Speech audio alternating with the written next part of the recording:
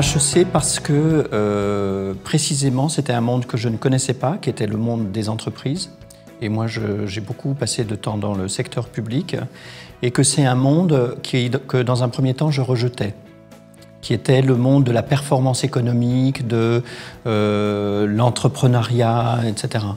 Et moi, j'étais beaucoup plus dans un monde de la régulation sociale, des valeurs humanistes, etc. Et je me suis dit, bien sûr, tu peux aller te former au management à Sciences Po, mais à Sciences Po, tu vas continuer à aller trouver les mêmes valeurs. Et ma croyance dans la vie, c'est qu'on a besoin d'aller vers les choses vers lesquelles on n'irait pas spontanément.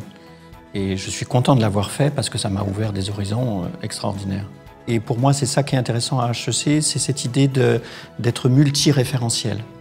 C'est-à-dire de proposer à chaque coach de trouver son propre coaching, ce qui lui correspond. Pour moi, le coaching, c'est l'endroit où, dans une relation avec quelqu'un, je vais l'aider à prendre conscience que son influence sur le monde et sa capacité d'enfanter, de fabriquer, de réaliser, c'est pas que de la compétence technique, parce que si c'était ça, ce serait très facile.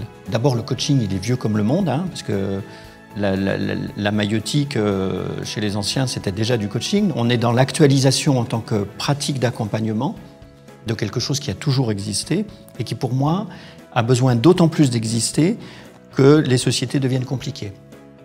Plus c'est compliqué, plus individuellement ou collectivement, j'ai besoin qu'on m'aide à comprendre ce qui se passe et j'ai besoin aussi d'aider de comprendre ce qui se passe en moi dans ce monde compliqué.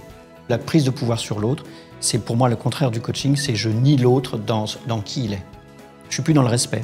Il a plus son espace de liberté, il a plus son espace de croissance. Voilà. Pour moi, c'est pas possible.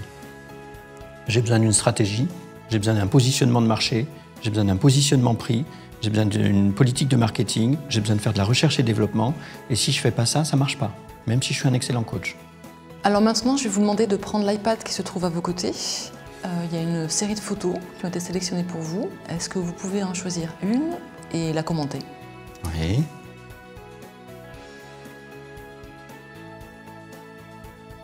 Oui.